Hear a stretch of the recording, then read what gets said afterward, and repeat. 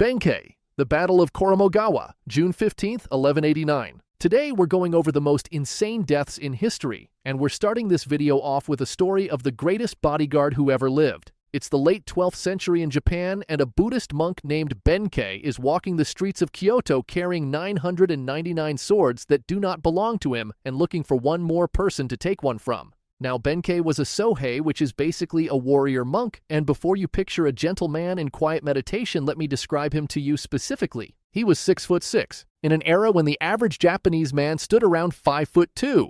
He carried a naginata, which is a sword on the end of a very long spear across his back at all times, and his facial expression at any given moment was the expression of a man who had already decided how every situation was going to end and was simply waiting for everyone else to catch up. See, Benkei had been wandering Japan for years. With a very simple system, he would find a samurai, challenge them to a duel win, and take their sword. And he had done this 999 times without losing once, and the collection was getting genuinely impressive. He needed one more. One evening, near Gojo Bridge in Kyoto, he heard the sound of a flute, and when he looked over, he found a small, thin samurai playing it in the dark with a beautiful gilded katana sitting at his hip, and Benkei looked at that sword the way a man looks at the last piece of food on the table. He challenged the samurai to a duel. The samurai put his flute away, and then completely and immediately defeated Benkei. Now, this had never happened before, and the feeling of it was so unbearable that Benkei tracked this samurai down to a temple and challenged him again and lost again, and stood there enormous and furious and genuinely baffled until he finally bowed his head and told this man he would abandon his entire life and follow him as a retainer forever.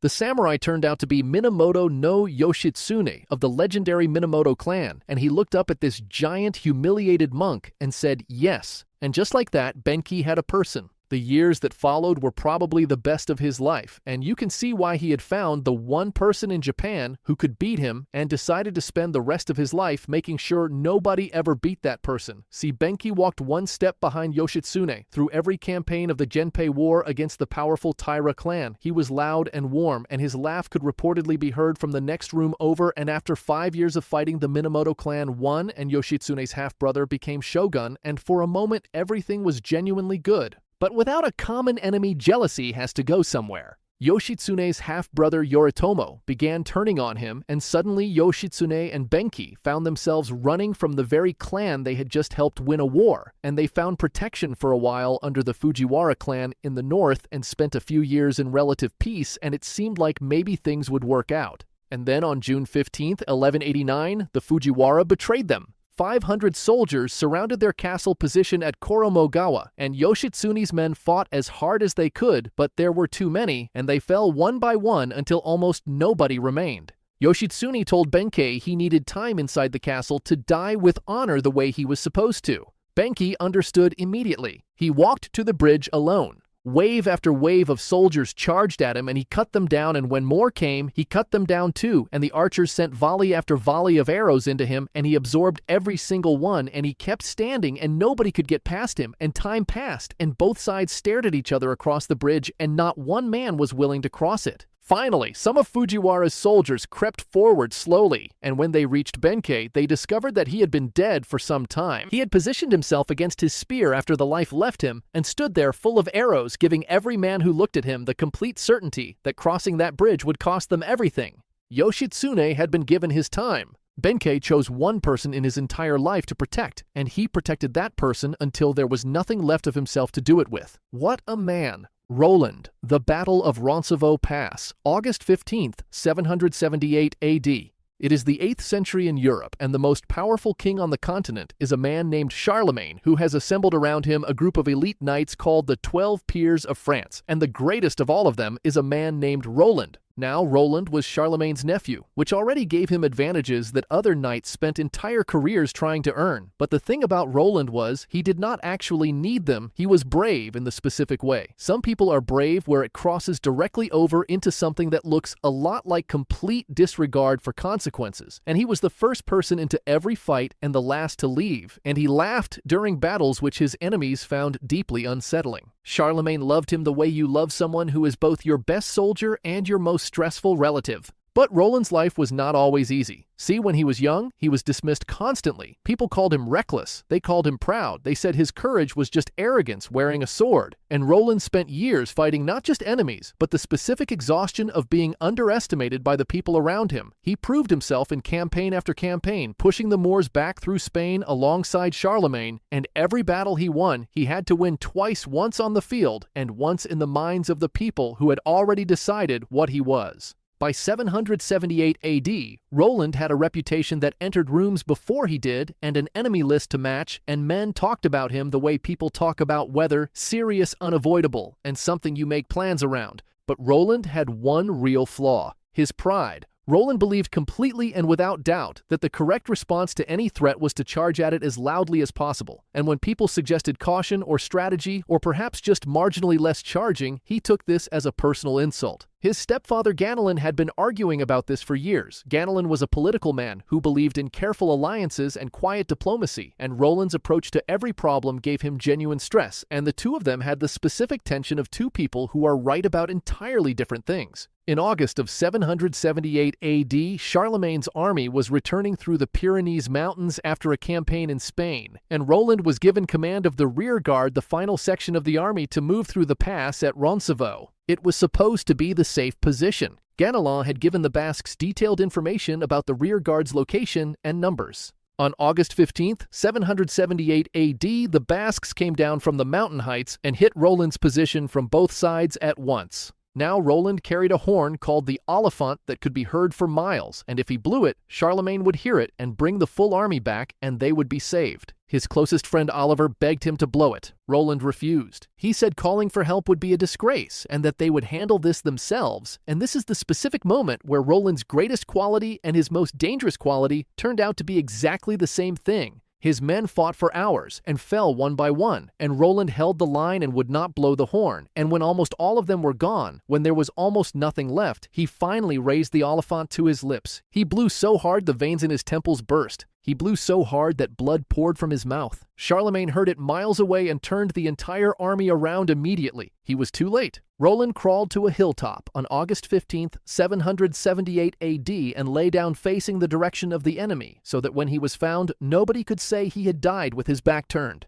He died there alone. Charlemagne arrived to find his greatest knight on that hill, surrounded by the men who had followed him and the enemy they had never stopped fighting. The only thing Roland ever needed to do differently was ask for help one time. Saigo Takamori, the Battle of Shiroyama, September 24, 1877. It is 19th century Japan, and the country is doing something no civilization had ever attempted this fast, which is replacing itself entirely. Japan had been a feudal samurai society for centuries, and then the Meiji Emperor came to power and decided that Japan was going to modernize, and it was going to do it immediately and completely, and the samurai class that had defined the country for generations was simply going to have to figure out where it fit in the new arrangement, or it was not going to fit at all. Into this world was born Saigo Takamori in January of 1828 in the Satsuma domain in the south of Japan, and he was poor in the specific way that teaches you very early that nobody is coming, and you develop a relationship with hard work that never really leaves. He rose through the samurai ranks entirely on ability, which in a system built on family names and hereditary status takes a specific kind of stubborn, and Saigo was that kind of stubborn. He trained constantly. He was loyal in a way that occasionally worried the people around him, and he had a gift for making men follow him that most commanders spend entire careers trying to find.